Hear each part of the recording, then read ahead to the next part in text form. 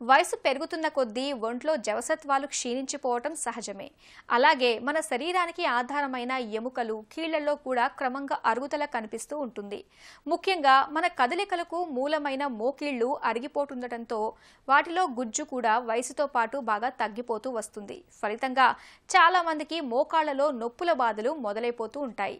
ఇలాంటప్పుడు మోకాళ్ల నొప్పుల్ని తట్టుకునేందుకు మందులు, వ్యాయామాలు, పెయిన్ కిల్లర్లు, అవసరమైతే లోపలికి ఇంజెక్షన్లు, చివరికి మోకీలు మార్పిడి దాకా వెళ్లాల్సి ఉంటుంది.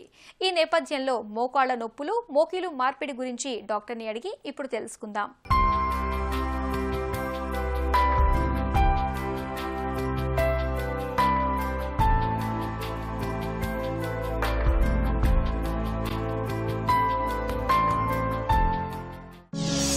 మోకాళ్ల నొప్పులు ఎందుకు వస్తున్నాయి? మోకాళ్ళ అరుగుదల అంటే మెయిన్ మనకి మోకాల్ జాయింట్లోని పైన తుంటి ఎముక అంటే ఫీమర్ బోన్ అని, కింద టిబియా బోన్ అని రెండు ఉంటాయండి. ఈ రెండిటికి మధ్యలో ఉన్న జాయింట్నే మోకాళ్ళ జాయింట్ అని అంటాం, నీ జాయింట్ అని. దాని ముందు మోచిప్ప అనేది ఉంటుంది. సో ఈ మోకాళ్ళు జాయింట్కి పైన కింద రెండు ఎముకలకి మధ్యలో వాషర్స్, రెండు వైపులా లిగమెంట్స్, మరియు పైన ఒక కార్టిలేజ్ అని ఒక సన్నని పొర లాంటిది ఉంటుందండి. సో వయసు అయ్యే కొద్దికి లేదా వేరే ఏదైనా దెబ్బలు తగలటం కానీ, ఏదైనా పడిపోవడం కానీ, ఏదైనా యాక్సిడెంట్స్ కానీ, ఏదైనా సరే కారణాల వల్ల కానీ ఈ పొర అన్నది అరిగిపోవడం జరుగుతుంది. మోకీళ్ల అరుగుదల ఎన్ని దశల్లో ఉంటుంది? ఈ మోకాల అరుగుదల మెయిన్ వచ్చేది వయసు పైబడిన వాళ్ళకండి. సాధారణంగా వీటిలో రెండు రకాలు ఉంటాయి, ప్రైమరీ ఆస్టియోఆర్థరైటిస్, సెకండరీ ఆస్టియోఆర్థరైటిస్ అని. ఈ ప్రైమరీ ఆస్టియోఆర్థరైటిస్ అనేది సాధారణంగా అందరికీ వయసు పైబడిన వల్ల వచ్చే ఆస్టియోఆర్థరైటిస్ మోకాల అరుగుదల అండి. సో 60 సంవత్సరాలు పైబడిన వాళ్ళకి, ఎవరైతే మాన్యువల్ లేబరర్స్ ముందు ఎక్కువగానో శారీరక శ్రమ ఎక్కువ ఉండేదో, లేదా కింద కూర్చొని పనిచేయడం కానీ, మోకాల మీద ఎక్కువగా పనిచేసేది కానీ, లేదా ఎవరైనా స్పోర్ట్స్ పర్సన్, సో ఆటలాడే వాళ్ళు కానీ, ఎవరైతే ఈ మోకాల మీద ఎక్కువ స్ట్రెస్ పడే పని చేసేవారు ఏదో ఉంటుందో వాళ్ళలో ఈ అరుగుదల అనేది ఎక్కువగా కనిపిస్తుందండి.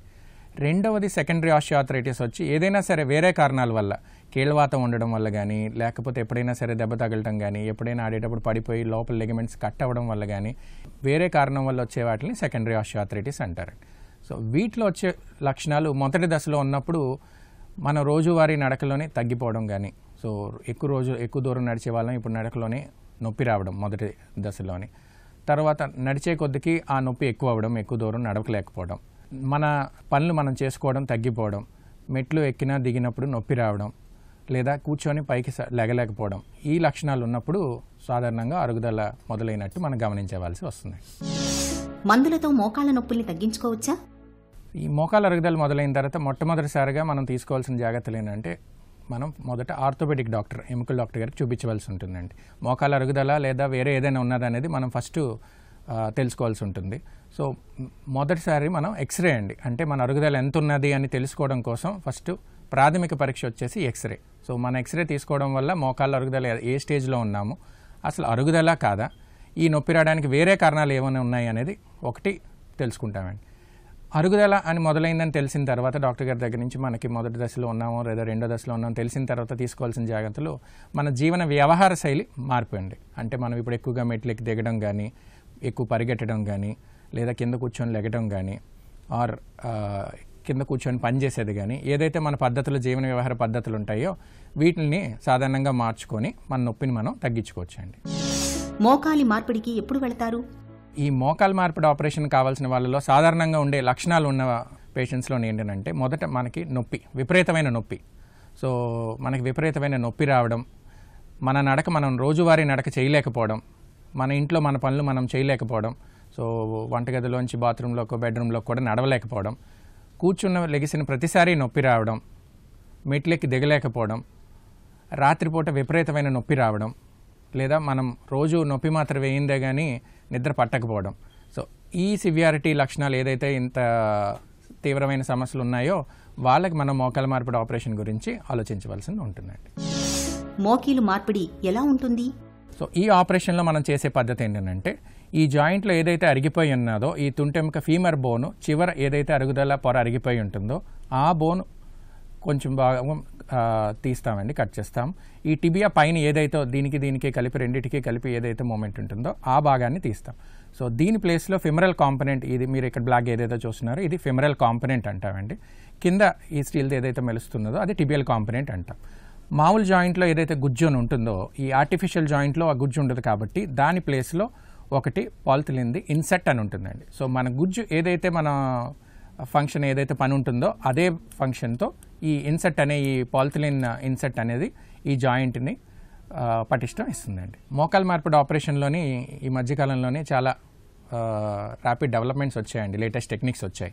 సో అందులో మనము మెయిన్ చూసుకోవాల్సింది ఏంటంటే 3 విభాగాలుగా చూస్తే మొదటిది ఏంటంటే ఎనస్థీషియా. లోకల్ బ్లాక్స్ అని ఇస్తున్నాం, అంటే మనం పేషెంట్ని ఇంకా అతి తక్కువ నొప్పితోని ఎక్కువగా మన ఫంక్షనల్గా మనకు తొందరగా నడవగలిగినట్టు అతి తొందరగా రికవర్ అయినట్టు కోసం అని చెప్పి లోకల్ బ్లాక్స్. ఈ పద్ధతి వల్ల మనం పేషెంట్ ఆపరేషన్ తర్వాత ఫాస్ట్ రికవరీ ఉన్నది. రెండోది వచ్చి మనం ఆపరేషన్ చేసే పద్ధతిలోనండి అతి తక్కువ కోతతోని చాలా తక్కువగా కావాల్సిన కండరాలు కట్ చేసి జాయింట్ అతి తక్కువ ఓపెన్ చేసి మనకి ఎంతవరకు కావాలో అంతవరకే మనం చూసినట్టుండి ఆపరేషన్ అయిన తర్వాత చాలా తొందరగా రికవర్ అవ్వడం జరుగుతుందండి. మూడోది వచ్చి మనం వాడే ఇంప్లాంట్స్ వల్ల. సో ఇప్పుడు దాంట్లో వచ్చిన లేటెస్ట్ డెవలప్మెంట్స్ ఏంటంటే ఆక్సినియం అని దాని మీద వచ్చే కోటింగ్, దాని తర్వాత ఇప్పుడు రీసెంట్గా వచ్చింది ఏంటంటే గోల్డ్ నియన్ అనండి. సో ఆ టైటానియం కోటింగ్ మీదే మళ్ళీ టైటానియం బయోనియం నైట్రేట్ అని సపరేట్గా ఒక గోల్డ్ కలర్ కోటింగ్ వస్తుంది. సో ఇలా ఆధునికమైన కోటింగ్స్ వచ్చే ఇంప్లాంట్స్ వల్ల ఏంటంటే మన్నిక ఎక్కువ ఉంటుంది. రెండోది పాత రకం వాటితో ఎవరికైతే ఎలర్జిక్ ఉంటుందో అది కూడా తగ్గుతుందండి. మోకీలు మార్పిడి తర్వాత సమస్యలేమీ ఉండవా? నీ రీప్లేస్మెంట్ సర్జరీలో మెయిన్ మనము కంపల్సరీ చూసుకోవాల్సింది ఇన్ఫెక్షన్స్ అండి. ఆపరేషన్ టైంలోని మనకు డాక్టర్ గారు ఇచ్చిన మందులని వాడడం, ఎక్కడ ఏమైనా ఇన్ఫెక్షన్ ఉన్నా దగ్గు కానీ జలుబు కానీ ఎక్కడైనా చీమ పట్టిన గడ్డలు కానీ ఎటువంటి ఇన్ఫెక్షన్లు ఉన్నా డాక్టర్ గారికి మనం తెలియపరిచి వాటికి ముందు ట్రీట్మెంట్ తీసుకోవాలండి. ఆపరేషన్ తర్వాత తీసుకోవాల్సిన జాగ్రత్తలు మెయిన్ మనకి ఫిజియోథెరపీ అండి. స్ట్రెంథనింగ్కి సంబంధించి ఫిజియోథెరపీ డాక్టర్ గారు ఏవైతే మనకి ఎక్సర్సైజెస్ చూపిస్తారో క్రమం తప్పకుండా మనం హాస్పిటల్లోనే ఆపరేషన్ అయిన మొదటి రోజు నుంచి మొదలు పెట్టవలసి ఉంటుందండి. అలాగే మనం ఇంటికి వెళ్ళిన తర్వాత కూడాను ఈ ఎక్సర్సైజెస్ని కంటిన్యూగా పాటించి ఉండాలి. ఎటువంటి సమస్య వచ్చినా వెంటనే మనం ఆపరేషన్ చేసిన డాక్టర్ గారికి కన్సల్ట్ చేసి దానికి సంబంధించిన సలహాలు సూచనలు తీసుకోవాల్సి ఉంటుందండి. మోకాళ్ళ నొప్పులను ఎలా నివారించుకోవాలి? మోకాల అరుగుదలలో ఉండేవి 4 దశలండి. మొదటి దశ, రెండో దశ, 3, 4 అని. సో మొదటి దశ అతి తక్కువ పొర అరిగిపోవటం వల్ల వచ్చేదండి. సో అరుగుదల చాలా తక్కువగా ఉంటుంది, అప్పుడే మొదలవుతూ ఉంటుంది. అది కూడా మన 3 భాగాలు ట్రై కంపార్ట్మెంట్స్ అంటాం. 3 కంపార్ట్మెంట్లో ఒక కంపార్ట్మెంట్ ఒకవైపు మోకాలి లోపల వైపు మాత్రం మీడియల్ కంపార్ట్మెంట్లో కొంచెం అరుగుదల మొదలవుతుందండి సాధారణంగా. సో మొదటి దశ, రెండో దశలో ఉన్నప్పుడు మనం ఆపరేషన్ లేకుండా డెఫినెట్గా మెడికల్ మేనేజ్మెంట్లో చేయొచ్చండి. ఏదైతే గుజ్జు అరిగిపోయి ఉంటుందో సైనోవిల్ ఫ్లూయిడ్ అని అంటాం మనం, ఏదైతే ఇది అరిగిపోయి ఉంటుందో ఈ గుజ్జు మనం మళ్ళీ కొంచెం తిరిగి మనం పెంపొందించడం కోసమని సైనోవిల్ ఫ్లూయిడ్ రెస్టరేషన్ థెరపీ అండి. అంటే ఆర్టిఫిషియల్గా మన మోకాల్లో గుజ్జు ఎంతైతే ఉంటుందో ఏ కాంపోజిషన్లో ఉంటుందో దాన్ని మనం ఫ్యాక్టరీలోని సింథటిక్ సైనోవిల్ ఫ్లూయిడ్ అని అంటారు. సో ఆర్టిఫిషియల్ సైనోవిల్ ఫ్లూయిడ్ ఏదైతే ఉంటుందో దాన్ని మనం మోకాల్లోకి ఇంజెక్ట్ చేయడం ద్వారా మన మోకాల గుజ్జుని ఇంకొంచెం పెంచుకొని ఇంకొన్నాళ్ళు అరుగుదలని మనం తగ్గించగలుగుతామండి.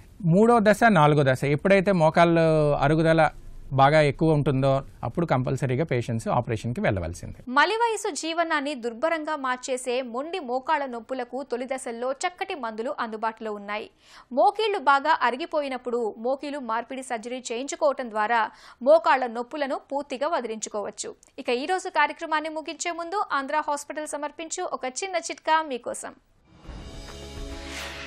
ఆస్తమాతో బాధపడుతున్నప్పుడు కొద్దిగా కొబ్బరి నూనెలో కర్పూరం కలిపి ఆ నూనెను ఛాతీ భాగంపై రాయండి. ఆపై వేడి నీటితో కాపడం పెట్టండి.